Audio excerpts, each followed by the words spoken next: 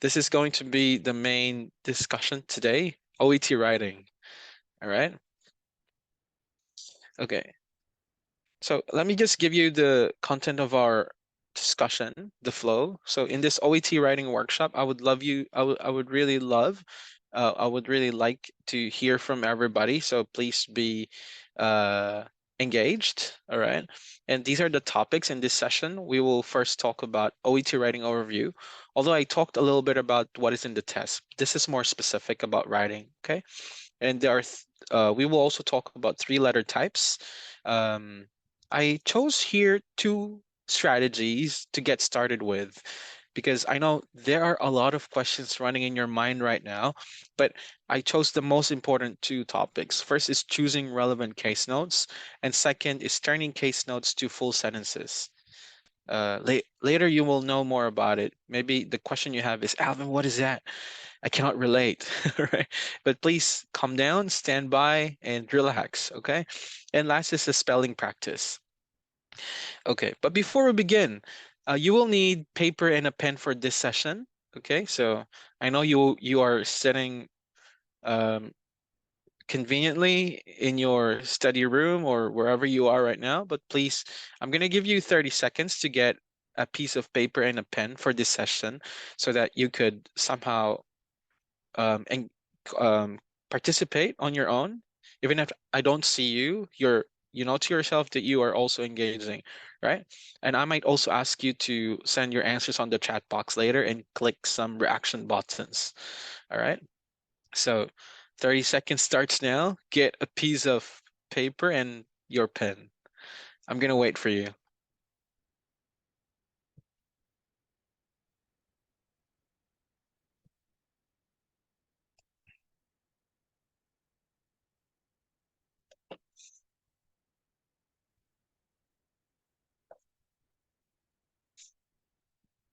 All right, maybe you already got your piece of paper and pen, but for some who haven't all right, found anything, maybe you could just get a piece of paper and a pen again. Okay. So I think it's important to get to know you as well. All right. Because I would really love it if it's going to be in person, but of course there are many ways for us to get connected, even though it's virtual. All right. So I would like you to introduce yourselves as well.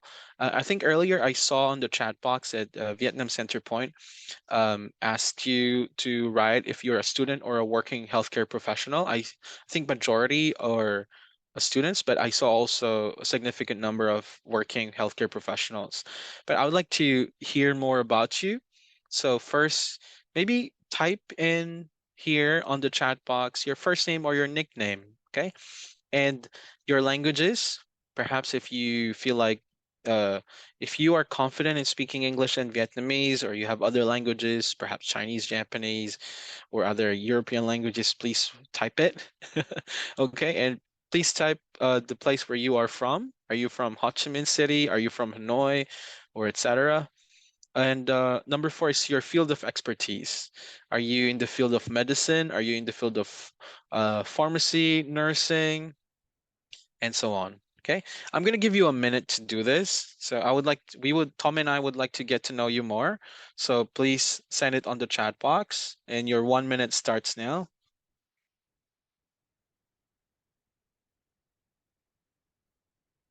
Again, please type your first name or nickname. It doesn't need to be a whole name. Okay, so and then you could write the languages you speak, where you are from. Are you from Ho Chi Minh City? Are you from Hanoi? What is your field of expertise? And we got 62 people in the room right now. Wow, I think that's really good to see that many people would like to know more about OET, and thank you very much, Vietnam Center Point, for making this possible. All right. Okay, I think I see some all right, messages here. Nam, hello there, Nam. Good afternoon. I'm a first year med student at Ho Chi Minh City. That's great. Perfect. Thank you for making time today.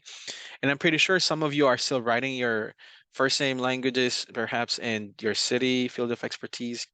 KK English, all right. English major, Manila, Philippines. Okay. Thank you very much, KK, for attending this afternoon. All right, I think I'll just wait for your answers later, and we would like to get to know you more, okay? But just please keep sending your introduction on the chat box. And I have here a quick poll.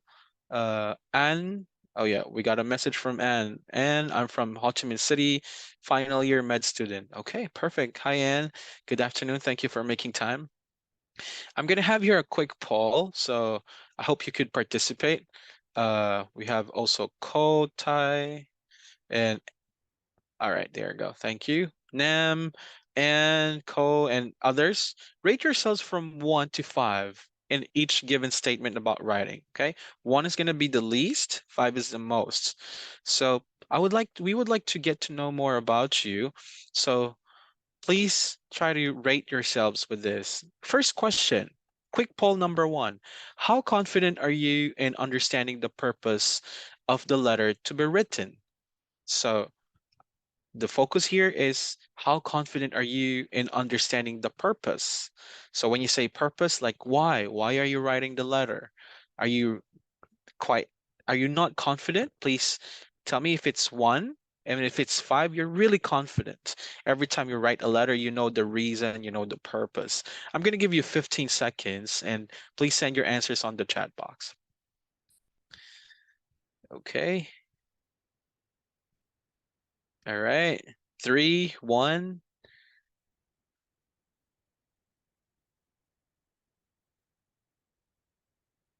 Okay. Holam, I'm gonna get back to your question later. That's noted. 3 said Li Nguyen. Okay, there you go. Time's up. Okay, just keep your answers on the chat box. All right, please send your answers. I think some of you might be confident, some of you are not. So that's pretty fine. Okay, there's nothing wrong about that. And let's have quick poll number 2. How much do you feel pressured by time constraints when completing a letter? So again, how much do you feel pressured by time constraints when completing a letter? So when you talk about pressured, it's like how much tension do you feel? Do you feel kind of afraid or anxious every time you write a letter, for example, in 10 minutes, in 5 minutes, or in 40 minutes? Do you kind of feel pressured or are you kind of scared with this? Please type 1 if you're not pressured at all. Please send 5 if you are really pressured every time you are given like limited time to write a letter or write anything. I'm going to give you 15 seconds. Please type your answers on the chat box. Okay. Ling Nguyen 5.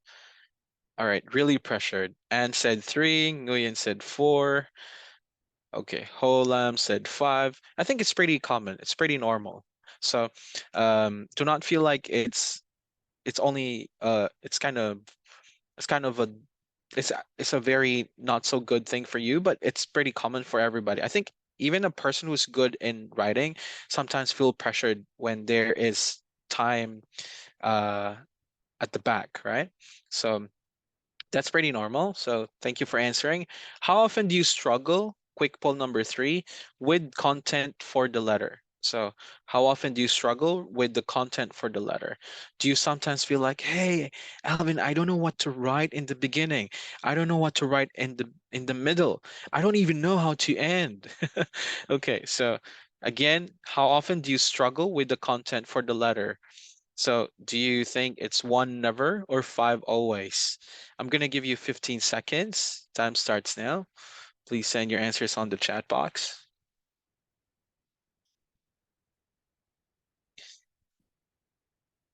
Lee said 4. Anne said 5. Time's up. Okay. And how about quick poll number 4? How confident are you in transforming case notes to sentences? Alvin, what are case notes? Case notes are the patient details. I'm pretty sure uh, you have been exposed with it, but just to explain for those who are maybe you haven't heard about case notes before. Case notes are all about patient details, medical background, medications. So if you are given a task to put it into sentences, how confident are you to transform it into sentences? So 1 if you are least confident, not confident at all, or 5 if you are really confident. I'm going to give you 15 seconds. Please send your answers on the chat box, please.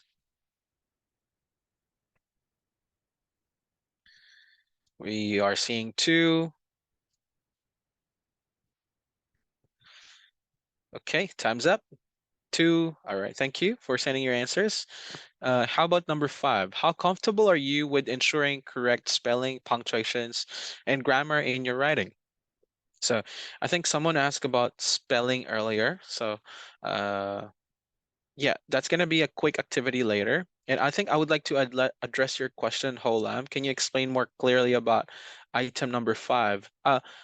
Actually, item number 5 earlier, I told you guys that we're going to have like a spelling practice later, like a very quick spelling practice, the commonly mistaken words in letter writing.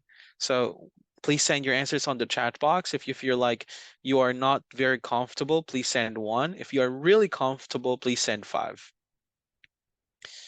All right, so Lee said 5, Nguyen said 3, and said 2. Okay. Yeah, I think I noticed that the people in this room, I could feel the pulse that you might be quite scared or anxious to write a letter if there's time pressure. And also, you might feel not confident with some of your skills, for example, like grammar or spelling or the contents. And I think it's pretty okay, all right? So that's the reason why we're here. We would like to know what are your needs, and perhaps later we could see how we can give you an overview of the writing skills in OET and maybe how you can use it in your daily life as a healthcare professional. Okay.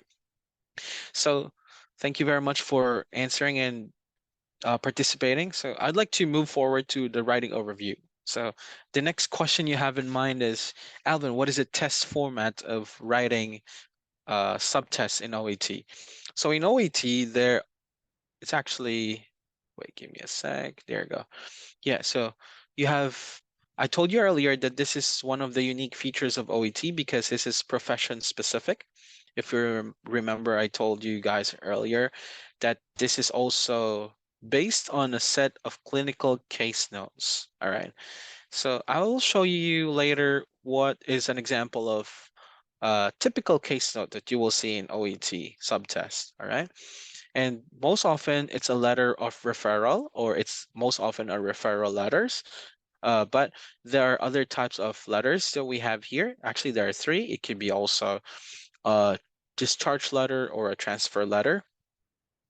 And the reading time is 5 minutes. The writing time is 40 minutes.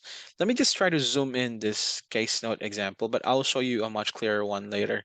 So you can see here that you got the writing subtest, and then you have your profession. As I told you, it's profession specific. If you are a doctor, if you are in medicine, you'll be given a writing task for medicine candidates. The time allowed is 5 minutes, writing time is 40 minutes. And you can see that the notes, these are the patient case notes, and you will see a lot of detailed subheadings from hospital patient details up until the bottom, medical progress.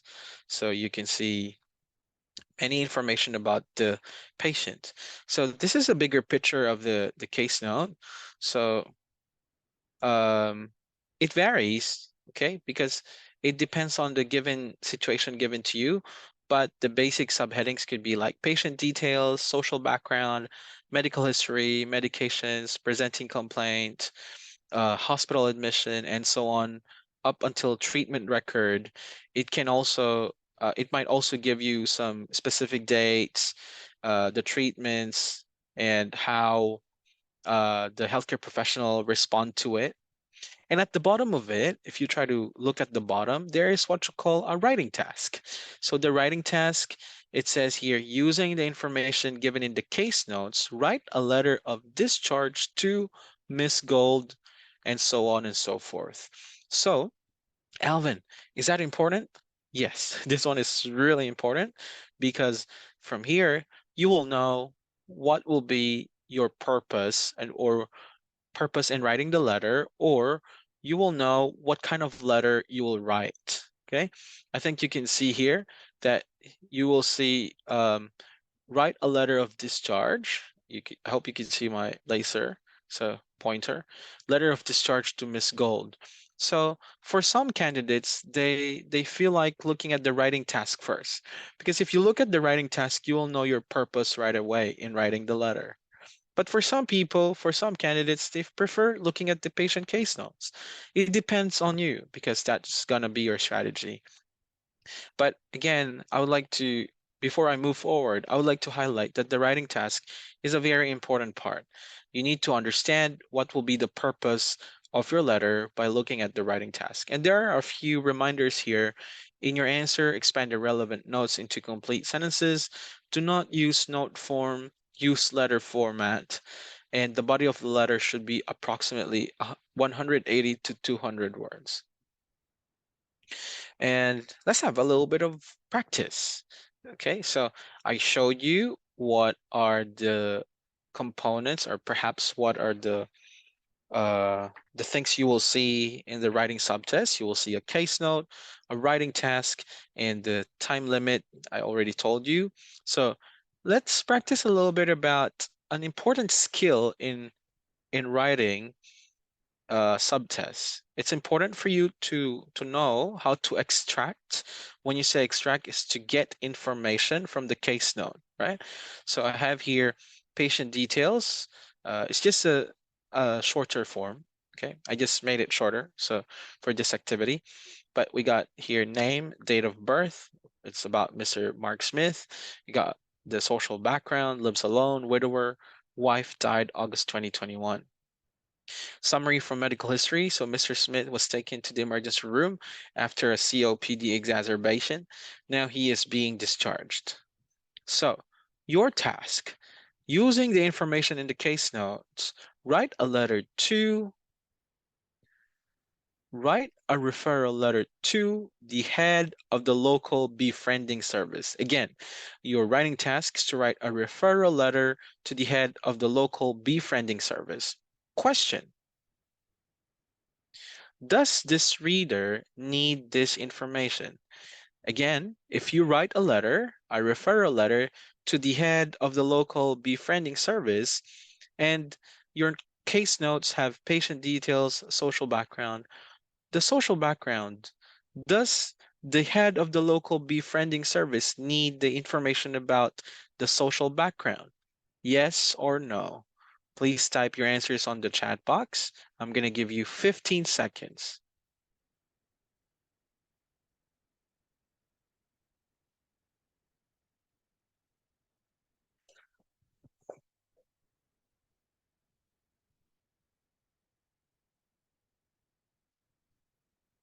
Time's up. Let me check the answers. Lee said yes. Nguyen said yes.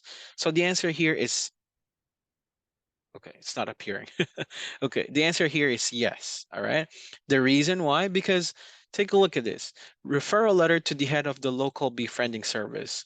So you need to think about from the case notes which information are only needed or are relevant to the reader or to the recipient of your letter.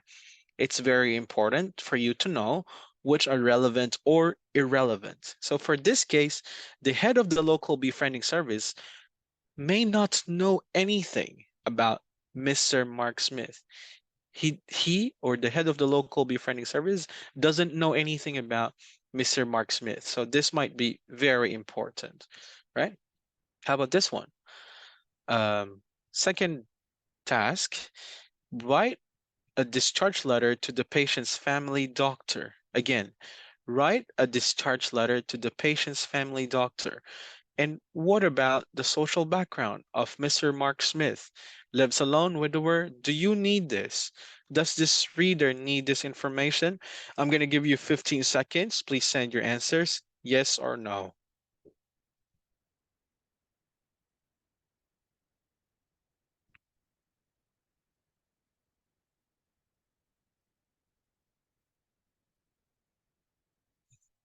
Time's up. So the answer here is actually, I'm seeing a kind of different answers. Yes, no, yes, no. It's fine.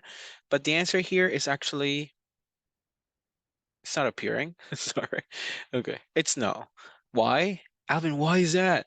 It's supposed to be yes. Actually, it's no because take a look at this. Write a discharge letter to the patient's family doctor. Patient's family doctor. A family doctor is someone who may know a lot or may know something about their patient, right? So Mr. Mark Smith, he's a patient, and you're writing a letter to the patient's family doctor. So this family doctor could have been maybe working with Mr. Mark Smith for years, for months, or we don't know, but still he has a background of Mr. Mark Smith. So you don't need this in your letter. Okay? So that's the idea. All right. So before we move forward, do you have any questions? So we started with the writing overview. What is the structure of writing subtests? We also talk about extracting information from case notes. And then now we're going to talk about the assessment criteria. The question perhaps is, Alvin, how do they grade us? That's a very important information, right?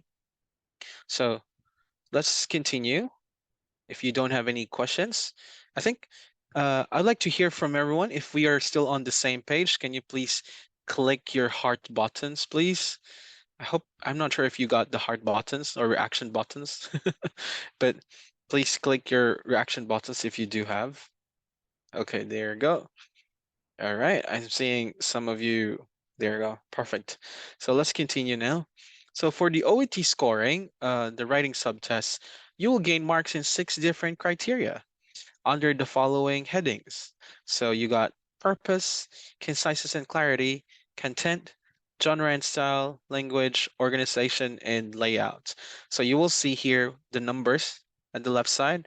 So the highest score, the highest band for purpose is 3, and from conciseness up until organization and layout, the highest band or score is 7. Okay. So question, everybody, which of these criteria is the most important to score highly?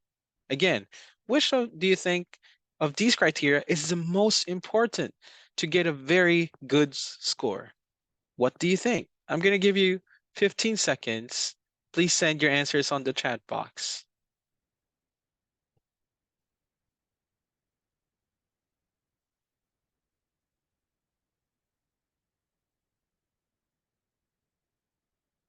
Time's up. So I think some of you are saying, Alvin, I think it's purpose. Oh, no, no, no. I think it's language. Oh, I think it's content. Oh, and some people might say organization and layout. Actually, the answer here is all of them. All right. So all of them are very important. So this is a frequent question we get, like usually, what is the most important? Because in some other English assessments, they usually focus on this. You might have a higher passing rate if you do this and that. I think it's a good combination of all the criteria because these are all connected to each other, right? So to tell you honestly, it's all of them. So if you can see here, take a look at this table. This is the OET writing criteria. And you can see that at the left side, you can see the band and the purpose. For purpose, of course, you got 3 as the highest band or score. You got 0, 1, 2, 3. For the second criterion, content, concise and clarity, genre and style, organization and layout, and language. The sixth criterion, the highest band or score is 7, and the lowest is actually 0, right? And here you can see that if you take a look at it, maybe the next question you have in mind is, Alvin, what score should I get so that I can pass OET writing subtest? I will tell you later. All right, let's have a suspense a little bit. Okay, so let me just give you an overview of this specific criterion. Let's talk about criterion number 1, which is purpose. So for the purpose, what is it? It is about making the reason for writing the letter very clear to the reader. So again, when it comes to purpose, your letter should be very clear. What is the purpose of it? And then make sure that the reader will get it right away. right? So that is the purpose. And for the second, third, and then fourth criterion, that is content, conciseness, clarity, and genre and style. Let me just give you an overview. When you talk about the content of the letter, you are referring to the relevant information. I think this is what we did earlier, right? We try to extract, we try to get information from the case note, and then make sure the facts or the information are well linked together or are connected to each other to tell a story of the patient. All right. And conciseness and clarity, it's about the clear structure of your letter. So you need to write logically and show a clear sequence of events. So if you will see, content and conciseness and clarity are pretty much connected to each other. So that's the reason why I told you earlier that all of them are important. Genre and style, what is that? So when you talk about it, it's about writing formally. Again, you are in the context of occupation or healthcare profession, right? So you got to write formally. Don't use judgmental language. It's very important. And use polite language. And you need to avoid slang expressions. Okay? So the next criterion is organization and layout. So when you talk about organization and layout, it's about using a clear structure to your letter uh, where you need to show um, important subsections, all right? And it's supposed to be well laid out. It might also include the the body, the introductory sentence, the body, and also the final paragraph. So it's very important how you organize it. And last is the language. The language is about writing accurate sentences. So with a good range of, say, grammar, the spelling, the vocabulary, the sentence structures.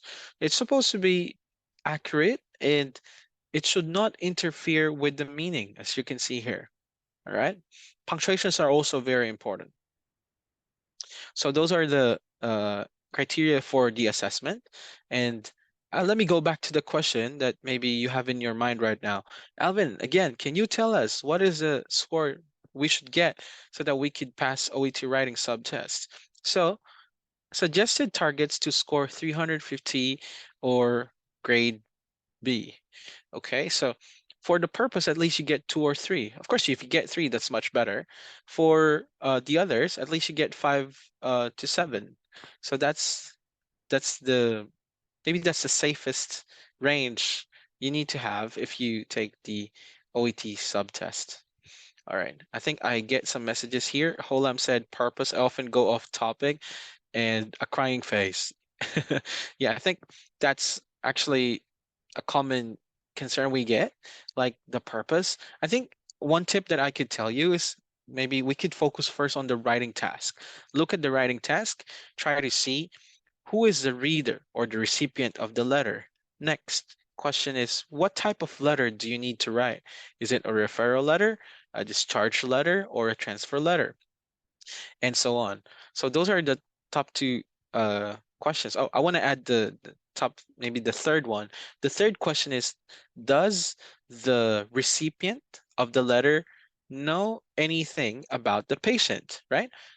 Remember, we have an example about the family doctor. If it's a family doctor, of course, he or she knows about the patient. So you don't need to put some social background information. And then if it's a person who doesn't know anything about the patient, then you could include somehow about the social background. So it could be somewhat relevant, right? So I got a message from Tom Keenan. What about abbreviations? Are these acceptable? Yeah, I think that's a good question. Well, these are pretty much acceptable because these are the case notes we have on, these are the abbreviations or the actual text we have from the case notes. Let me tell you that there are some information that you could just directly copy from the case notes, all right? And there are some that should be paraphrased. And there are some that should be omitted, crumple, throw at the trash, in the trash bin. All right. So again, those are the three things you need to put in your mind. One, there are some information that you could directly copy from the case notes. It could be abbreviations, or it could be some short forms. Second, there might be some information from the case notes that you need to paraphrase somehow. Third, there's some information that you need to omit or just throw in the trash bin. Don't include it because it depends on the purpose, right? Ho Lam said, do you have any tips to go uh, through, maybe it's about to go through the keywords in document. Later, we're going to talk about it, okay? So one important thing, that's why I chose selecting information from the case note because that's the beginning. I think that's a very good foundation skill before you go to the other, before you go to the actual writing, right? Okay, I'm gonna get back to you about that. So let's continue with what do you already know about the test? All right, so let's have a little bit of test here. Um, Not really a test, okay? Just a practice activity. So answer the question or the questions based on the details discussed earlier. Some of the information I might have mentioned, but some you might not know, okay? So I'm just gonna give you 60 seconds to think about it. You can also try to research on your own using your device, or if you have another device, or if you have a seatmate with you right now, try to talk about it. You have 60 seconds. Time is running. You may start.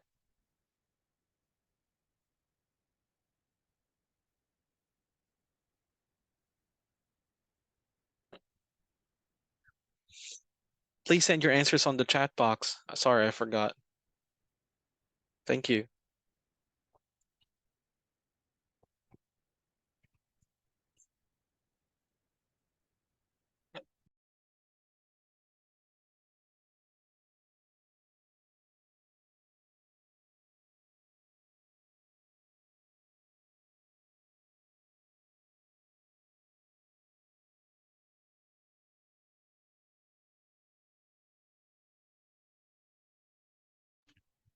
Okay, time's up. So, um, answer I usually write until time runs out. Yeah, that's actually another topic that we can also discuss later. Like, how do you manage your time? Because you only have limited time here, right? So let me show you the answers. So here, question number one, how much time can you spend writing during the test? You have 40 minutes, remember? I think I mentioned this earlier. Is a writing test handwritten or can you do it on computer? So handwritten, but a computer-based version is being developed. So, oh, sorry, I think this is, um, I forgot to update, but yeah, so there is OET, like a paper-based test, right? But there's OET on computer. So OET on paper, of course, you gotta do it handwritten.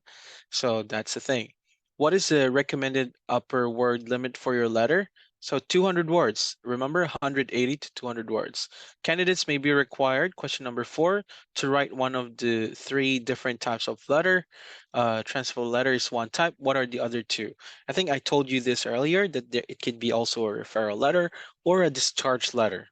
So question number 5, how many lines should you leave in between each paragraph? 1. And question number 6, how many paragraphs should you aim to write in the main body? So usually you need to have 3 to 5 blocks, okay, in the letter. That's usually. But let me tell you, because if you're going to ask me, Alvin, is there a specific format? Just give it to us, all right? And I think, when it comes to the layout, let me tell you that in reality, if you go to the hospitals in, say, it could be in different countries or even just in Vietnam, there might be different formats of discharge letters or referral letters. So what I could advise is that th- given the fact that there are different formats depending on the healthcare facility, you just need to remember that the most important thing there is to put which information are relevant, irrelevant, or somewhat relevant, right? So I think through that you could make a pretty good letter. So next question, or we have here, what are the missing words? Okay, so more facts. Did you also know? I'm going to give you 30 seconds to think about it. Please send your answers on the chat box, talk with the seatmate if you do have, or you could just search it on your computer or your mobile phones, okay? 30 seconds starts now.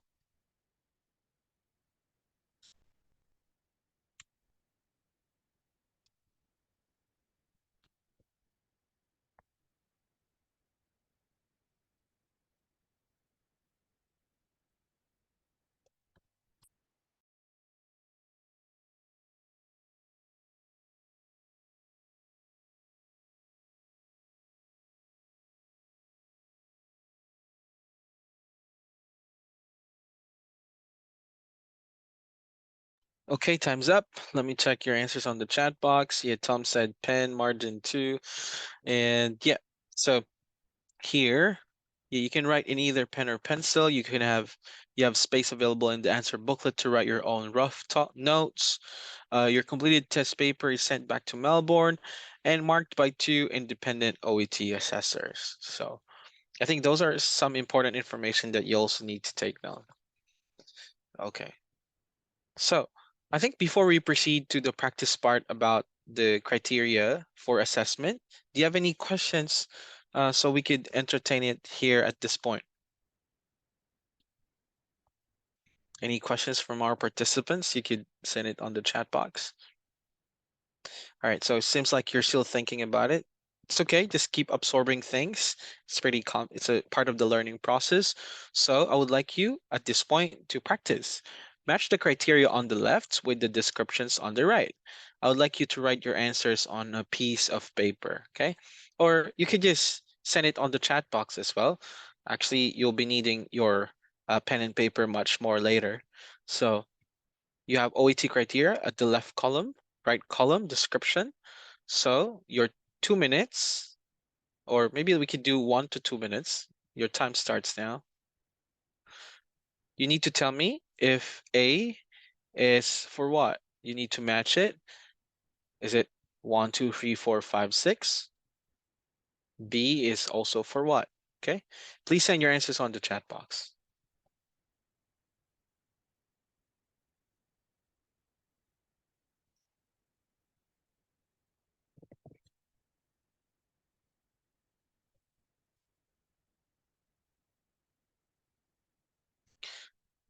Holam said A6. That's correct.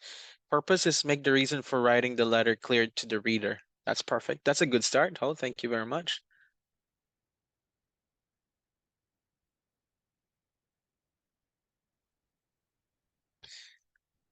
Lee said C3. Okay.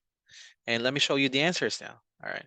So for the criteria, so the purpose, as I told you earlier, is about make the reason for writing the letter clear to the reader, right?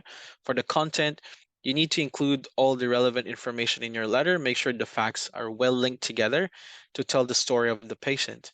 And for letter C, conciseness and clarity, it's about using good summary sentences. And you need to omit irrelevant information, be clear and efficient with your sentences, and avoid writing too much. For genre and style, you got to write formally, as I told you earlier. Don't use judgmental language. Use polite language and avoid slang expressions. Organization and layout, it's using clear structure to your letter. You need to write logically and show a pretty clear sequence of events if there's a timeline. And the language part, it's about writing accurate sentences. So you need to have good range of grammar, structure, punctuation, spelling, and so on. So that's it. Perfect. Yeah, I think that was a good try. Thank you very much.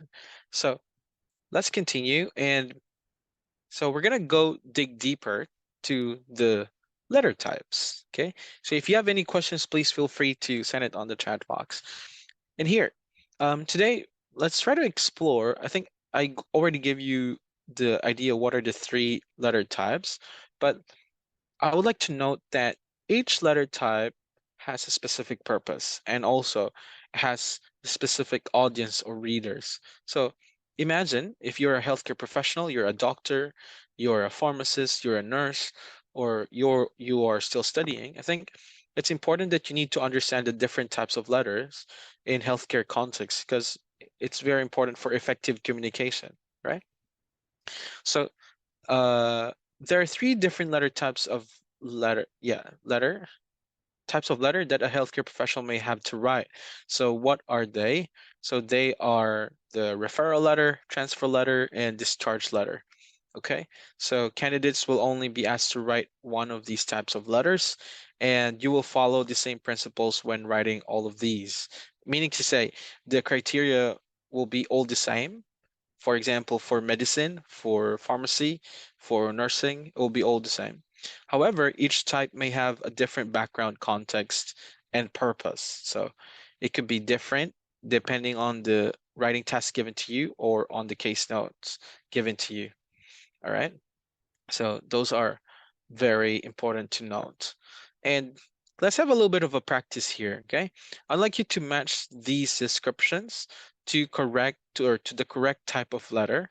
So I have here box A, B, and C, and I have referral letter, discharge letter, and transfer letter. I'm going to give you perhaps 2 minutes to think about it. What is the right description for each type of letter? And please send it on the chat box. And your time starts now.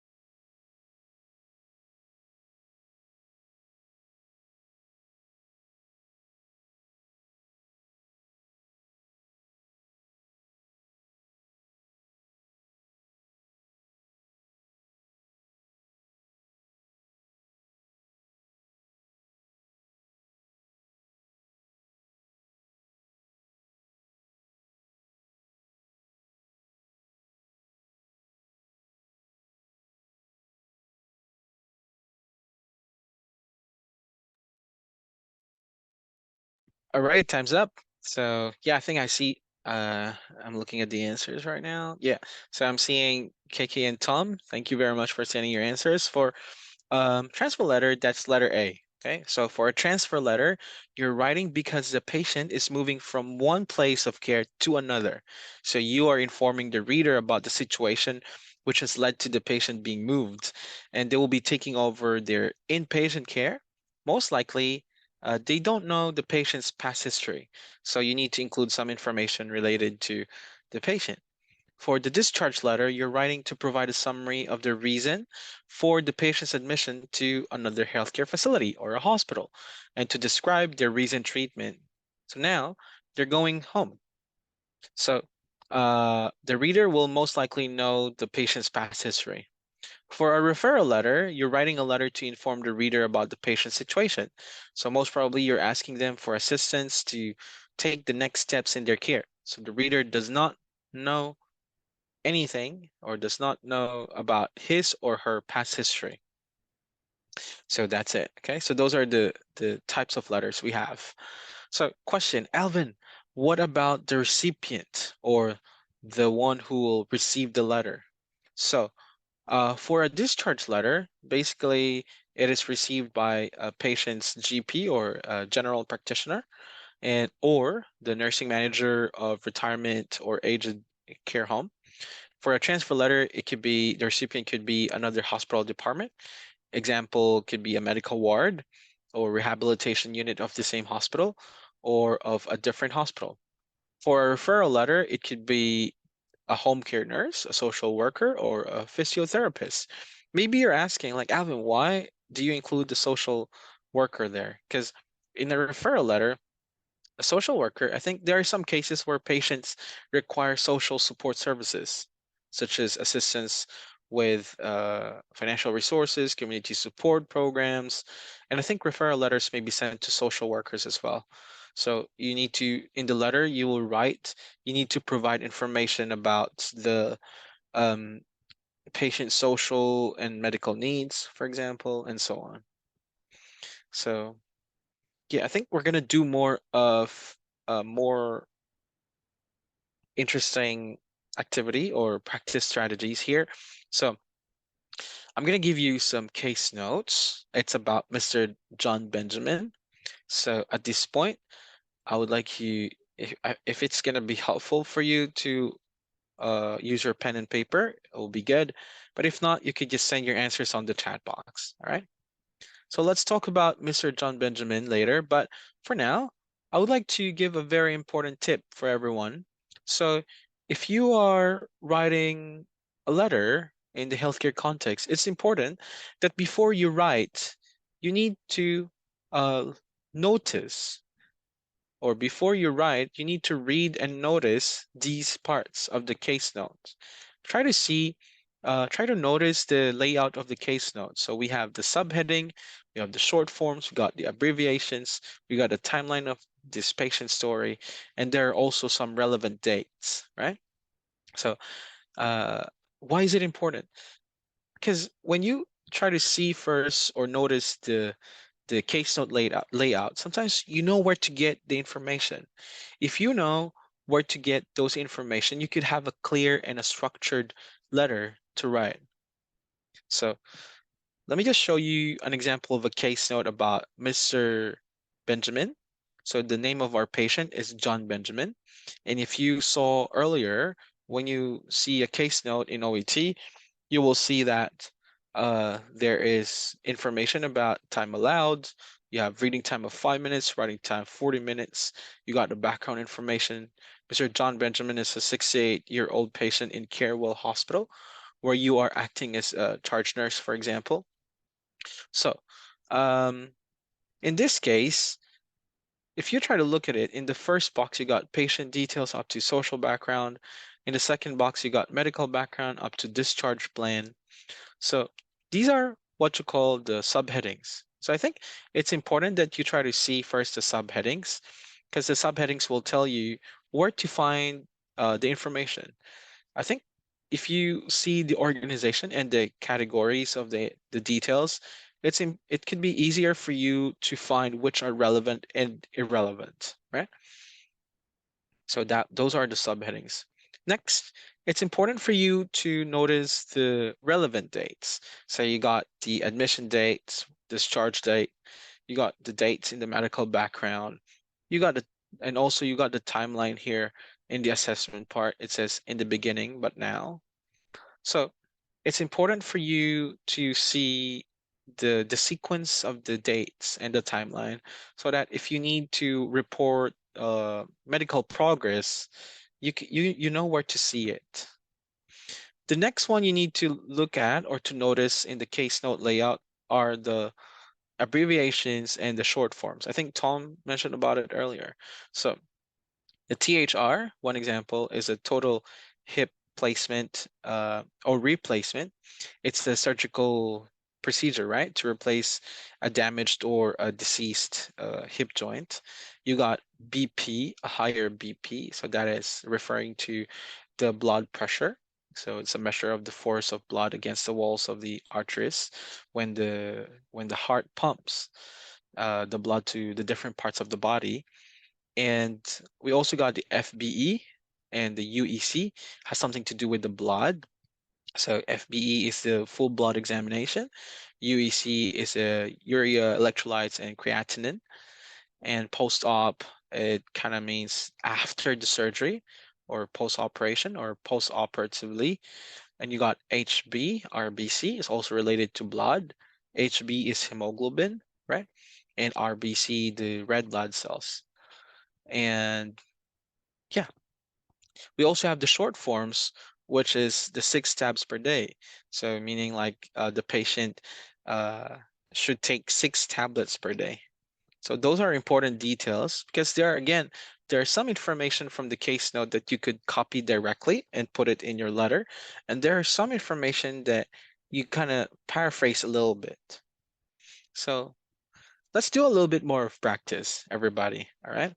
So before we proceed, I would like to uh, ask everybody if we are still on the same page. Can you please type yes on the chat box if you're doing good, or please click the heart button if you're okay. All right, there you go. Yep, okay, perfect. So I think we're all set. So let's continue. If you have any questions, please feel free to send it on the chat box. So for our writing task right now, you could use your pen and paper to note some important details, okay? So this is our activity. You have your writing task. This is something you can see at the bottom of the case note, remember? That's at the bottom of the case note. But our activity is, I would like you to ask yourself, what type of letter is this? Or what type of letter do you need to write? So I'd like you to tell me if it's a referral letter, is it a discharge letter, or is it a transfer letter? Please read the writing task carefully. You have 60 seconds and please send your answers on the chat box.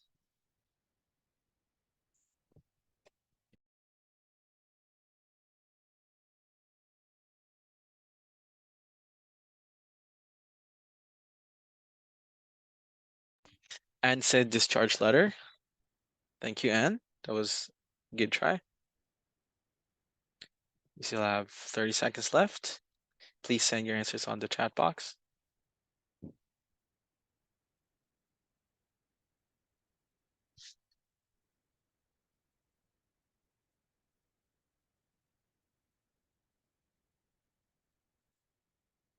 So I have 15 seconds.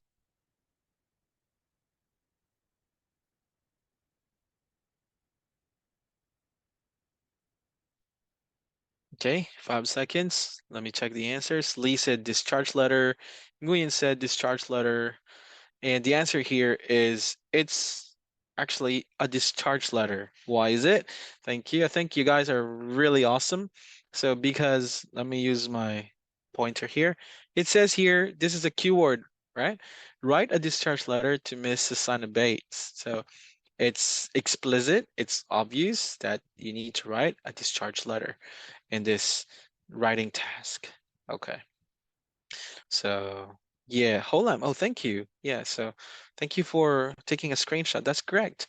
So what you need to do is to write a discharge letter. But the next question you need to ask yourself, remember, I told you the top 3 questions perhaps.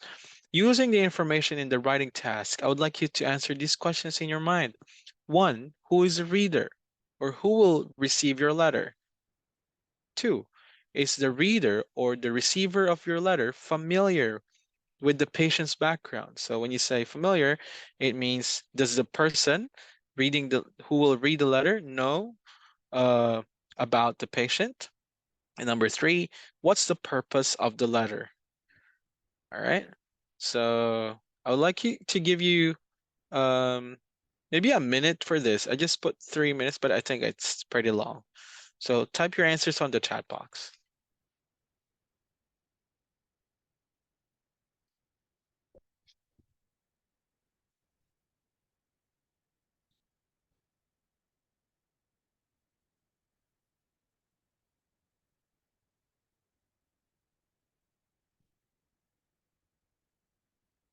One minute is up. Please type your answers. I'm going to give you 30 seconds more.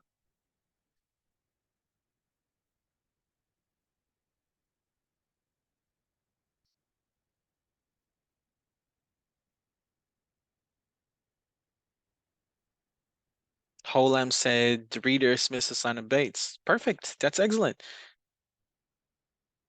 Yep. Who is a senior nurse? And that's correct. How about the second question? Is the reader familiar with the patient, or does the reader know anything about the patient? Or and the last one is what's the purpose of the letter? I'm going to give you 10, 15 seconds more. So to answer these questions, the reader is Mrs. Susanna Bates. She is a senior nurse at Abrina Nursing Home. She is a recipient or the reader of the letter, right? So you can see here, write a discharge letter to Mrs. Susanna Bates. What is her position? She is a senior nurse at Abrina Nursing Home. And next question, is the reader familiar with the patient's background? So if you try to look at it, you have the keywords like responsible. Okay, sorry. Responsible for Mr. Benjamin's rehabilitation and continued care at the nursing home. So most probably, it's a yes. The reader is likely familiar with the patient because you can see the words here, responsible for Benjamin's rehabilitation and continued care. Continued care. So number 3 question is, what is the purpose of the letter? So I think we know that this is a discharge letter. So the purpose of this letter is for you to formally discharge Mr. Benjamin from the hospital and provide important information and instructions for his rehabilitation and continued care, right? So that's why basically it's about giving information and instructions for the rehabilitation. So that's it. So wait, let me just check your messages. And yeah, I think you guys are all doing good. So uh, let's keep going with another activity. So maybe the question usually I get is, what if you see some information repeated twice? Evan, I see it in the first part of the case note, but I see it also at the end of the case note. So the question is, should we write it in separate paragraphs, or should we summarize it and mention it only once? So this is one good example.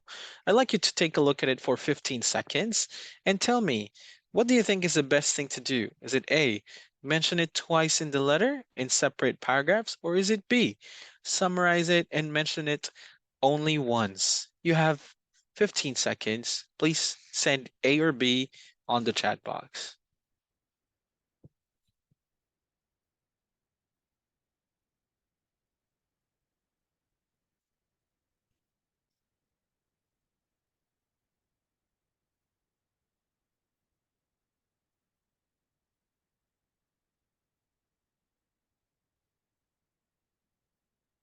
Okay, time's up.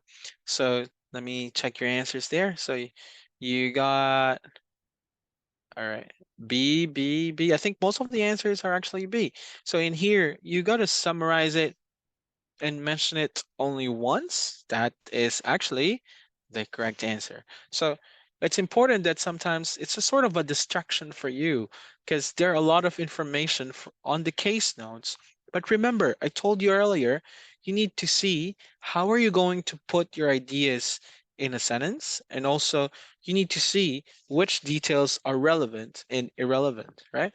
So if you think that these two things are important, how about you put it in one sentence? Because if you think about it, the two, uh, the two sections, medical progress, where there's analgesia, and there's also another one in the nursing management, you could put it in under one criteria or criterion, which means it's about patient care plan, right? How about you can say that the patient, or in the name of the patient, let me recall, Benjamin, yeah. In Mr. Benjamin's medical progress, you might say that analgesia serves for both post-operative pain management alongside for antibiotics and for nursing management, including daily dressings. So you can put it in one sentence like that. So you can summarize it and you can just mention it only once in that particular sentence.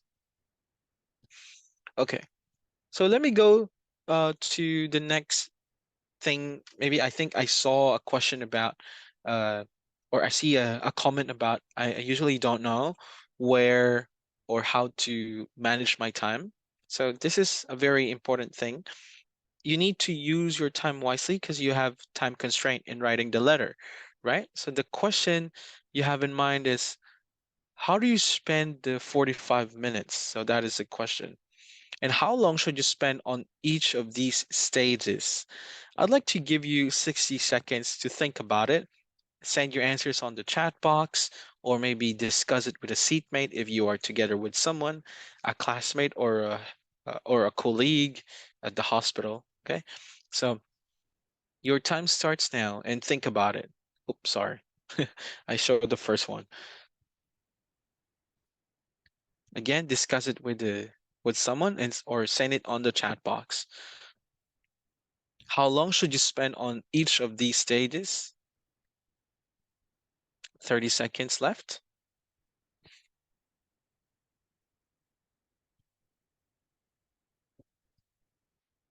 15 seconds.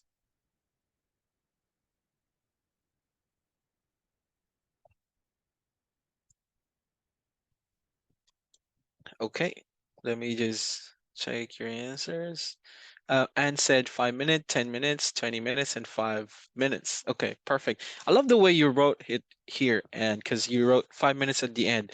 And I think that's the common thing that candidates forget. They don't give enough time for them to check their spelling, their grammar, their punctuations. So that's why sometimes there might be some mistakes, right? It's really important for you to give at least 5 minutes for the last one. And Ho Lam said the same. That was correct. So if let me show you the answers. So these are just the suggested, okay? But you might have your own strategy.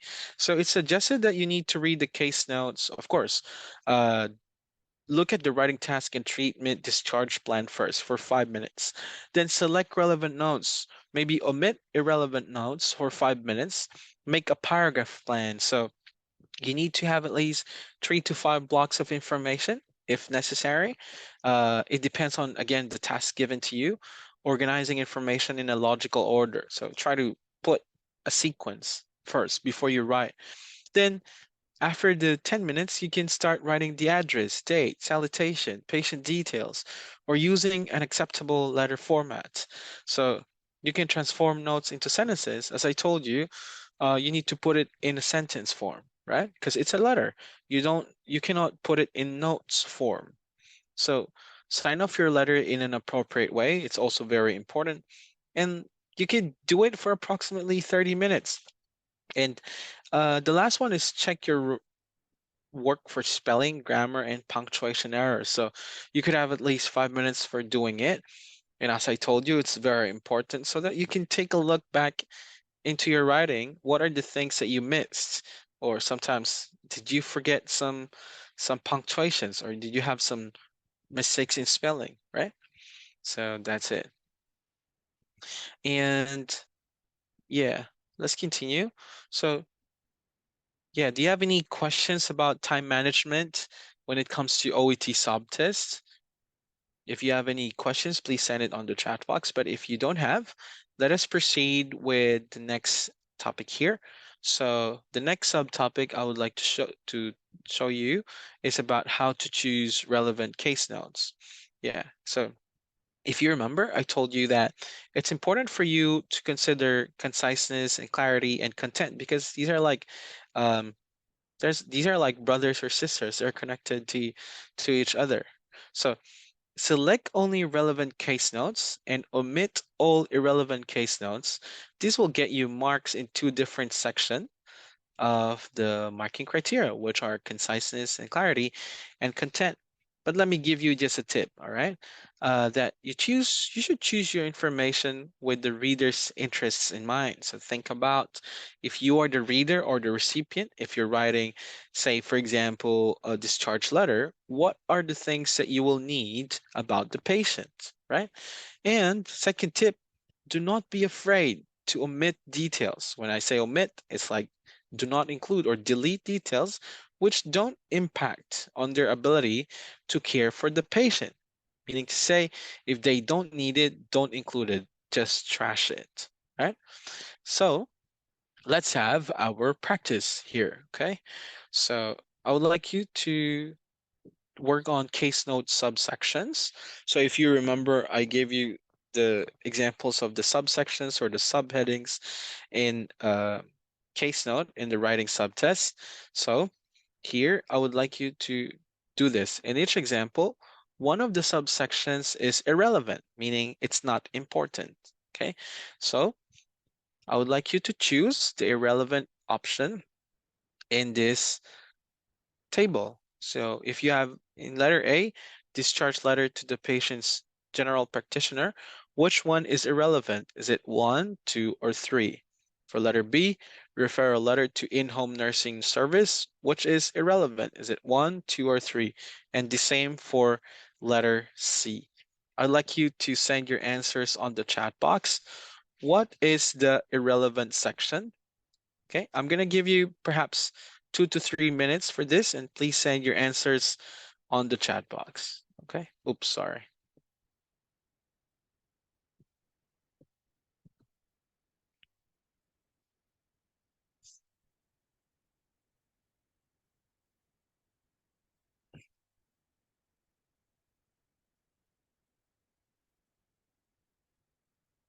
For C1, yeah.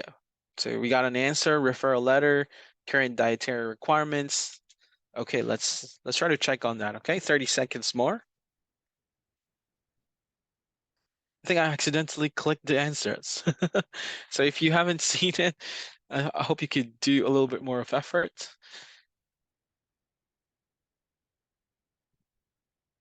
Okay, time's up. So if you take a look at it, let me show you the answers, all right? So for the recipient of the letter who is, or which is about discharge letter to patient's general practitioner, which subsection is not important or irrelevant? So for this part, actually, the one that is not important is the medical history. You know, in this writing test, discharge letter to patient's general practitioner, um, the medical history is usually important for providing context or some sort of background, but I think in this case, the focus is primarily on summarizing the hospitalization details or, for example, treatment provided, right? So perhaps the most important subsections are admission, diagnosis, and the medications. For letter B, referral letter to in-home nursing service, take note. Elderly patient recovering from hernia repair operation. So for this one, it's actually medication, which is not, again, not relevant. Why is it? Because if you think about it, it may not be relevant to the referral letter for in-home nursing services because the focus of the referral letter should be on the patient's current, say, needs, including post-operation care requirements and any specific nursing interventions important for the patient, right? Which are the medical and social history and the nursing management post-surgery, as I mentioned, like things that the the in-home nursing service should know about after the surgery. So one and three are important, but two might not be. So for letter C, referral letter to a physiotherapist. So it's about patient recovering from THR operation. So if you remember, THR is a total hip replacement. So it's a surgery. And it might not be important to talk about current dietary requirements because if you're writing a referral letter to a physiotherapist, the physiotherapist will be primarily concerned about the patient's movements, for example, rehabilitation needs, the say the body functions. So discharge plan and the post-operative nursing progress are the most important ones. So current dietary requirements might not be important. So that's irrelevant. Okay. And yeah, do you have any questions about the relevant and irrelevant information from the subsections? So as you can see here, we're not yet writing any sentences yet. What we're only doing is trying to select important details from the case notes that you will use for the writing task. Okay, so I think this will be the the last practice part that we can maybe we can try. All right, so all right, let me just jump to the last part because we have a little bit of time constraint. Okay. So here, I would like to focus on the, all right. Okay, this is just another example. I would like to focus on which one are relevant and not relevant. So in here, I told you that one strategy, I might not go into the details, but one strategy is try to see which details in the case notes are relevant and somewhat relevant and not relevant, right? Oh, sorry, did I repeat that? Relevant, somewhat relevant, and not relevant. So you need to see which one can be helpful or not. So in this situation, your writing task is to use the information in the case notes and write a referral letter to the community nurse, Community Health Center, Woodville, outlining relevant information and requesting continued care in her accommodation. So we're talking about a patient who will be referred to the community nurse or the community health center in Woodville. Okay, so think about it. I would like to focus on the not relevant ones, okay? And perhaps the somewhat relevant. Marital status, social background one, and income are kind of relevant and somewhat relevant. For number three, it's somewhat relevant. Let me focus on the marital status first. Again, what you need to write is a referral letter to the community nurse of the community health center. So think about it. Um, the marital status of the patient might not impact the patient's medical condition. So that one is not relevant for you to include in your letter. Next, the income. So the pension. This is another thing because when it comes to the income, I think also it does not impact the medical care or the treatment plan uh, for her new accommodation. So you might not include that one. And for social background one, present, lives alone, rented house in Newport. If you look back at the writing task, you need to write a referral letter to the community nurse, and it's about requesting continued care in her new accommodation. I think it could be somewhat relevant because look at this, the patient lives alone and then she rented house in Newport. So if you ask yourself, um, it is somewhat relevant because it gives a little bit of information or background about the patient's living arrangement. So you might get some information here. What are the support systems that the patient will need? So it can be somewhat relevant. But the others, like the diagnosis, the social background to long history of excessive alcohol intake, medical history, medications, nursing management plan, these are all relevant information. All right. So that's something you need to note. And I think um, I would like to maybe go and talk about the last part, which is turning case notes into full sentences. All right. But before that, I would like to check first. Do you have any questions how to select details or important details from the case notes for your letter? Any questions?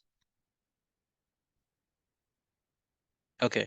I think we don't have any questions, but I would like to give just two examples here. Maybe we could just focus on two examples. All right. So the first step is you select information from the case notes, right? We are now in the next step. How are you going to make those details into sentence? That's the question, right? So let's try to practice. Let's make full sentences from the case notes we saw today. I would like you to write your answers on a piece of paper. The first one is already done for you, but due to time constraint, I think let's just do number two, okay? One example is the patient's name is John Benjamin. The subsection we have here is nursing management, follow-up FBE. Do you remember that? And UEC tests. So if you put it into a sentence, Mr. Benjamin requires follow-up on the results of his blood tests, FBE and UEC. Alvin, what are the things I need to know before I write a sentence? First, look at the patient. Who is the patient? That's Mr. John Benjamin. Next, what is the action needed? So in this case, it's a follow-up. So meaning, think about a verb or a word that you can use to talk about a follow-up. So in this sentence, you use the word requires. So Mr. Benjamin requires follow-up on the results of his blood tests. Alvin, is there another way for us to write it? The answer is yes. You might use other verbs like needs, right? Mr. Benjamin needs follow-up on the results of his blood tests. That's another way of writing it, okay? So I think for this one, for the second one, we have patient, John Benjamin, discharge plan, pain reliever, given Panadine Forte, 6 tabs per day. So I'm going to give you a minute for you to try this. Send it on the chat box, or you can just write it on your piece of paper. Okay. All right. So your time starts now.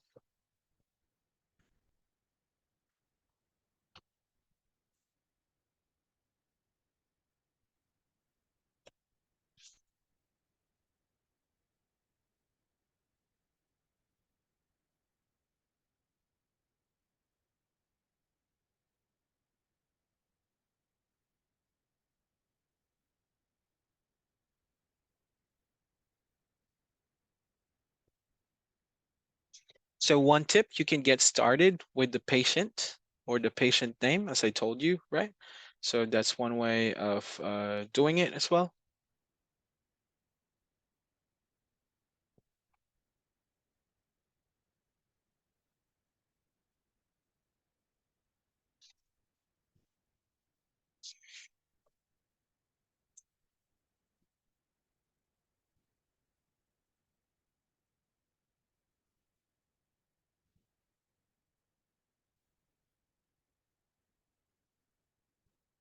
Okay, so I think time's up. So let's try to, I cannot type the chat box. I'm sorry, but I mean, I cannot see the chat box.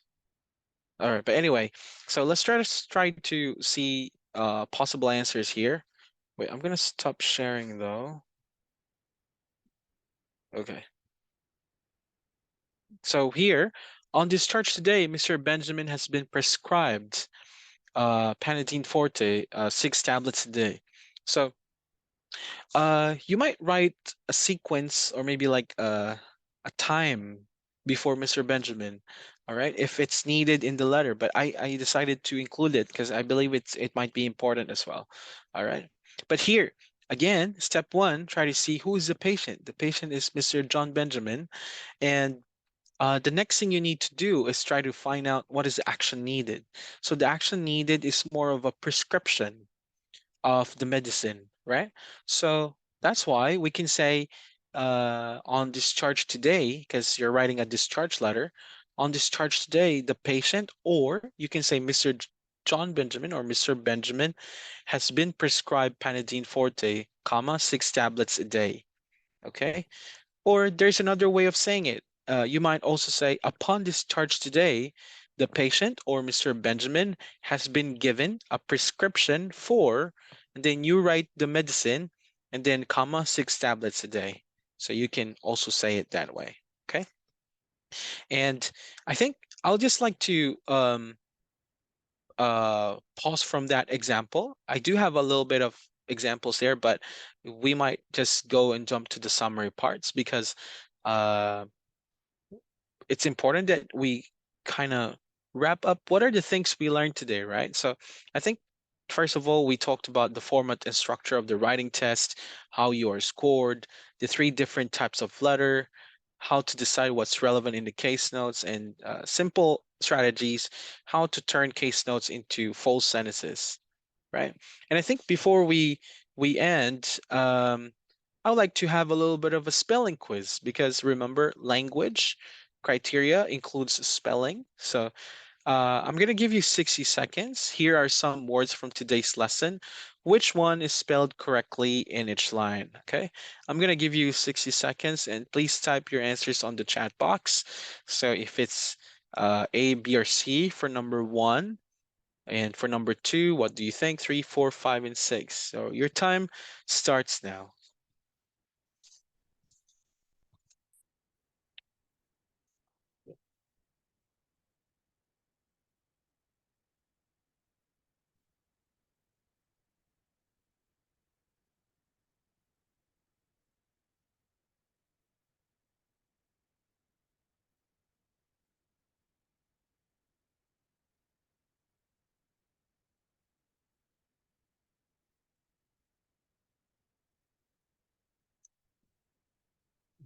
Oh, sorry, wait. I think my screen was accidentally closed.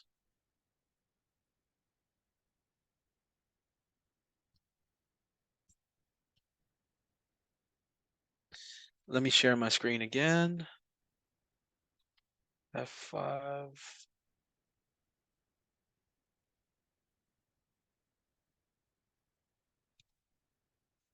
Okay.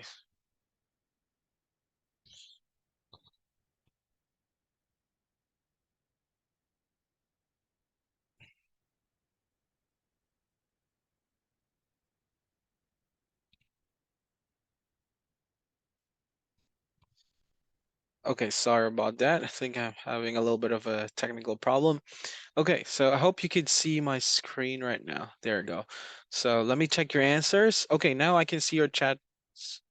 All right, there you go. So Yeah, thank you, KK. Thank you, Lee. Thank you, Anne. All right, that was a good try. So the answer here, let me show you. All right, for number one, that is referral, letter C, referral. That is a common mistake in writing a letter. Facilities, so that's letter C. And for evidence, evidence. Encouragement, that's letter C. Excessive, that's letter B. And anxious, that's letter A. All right. So that's pretty much it. And I think I would just like to end with some writing top tips, okay? So if you try to answer the OET writing subtest, you need to practice your test type, all right? Get your writing checked. Practice all different types of letters. As I told you, there might be some, there are three types of letters that you will encounter in OET. Throw away your templates because templates might not work because in reality, there are different formats in different healthcare facilities. And just try to think about what information are relevant and should you write in the letter. And keep your reader in mind, okay? Always think about what will the reader need in this letter, okay? So that's pretty much it.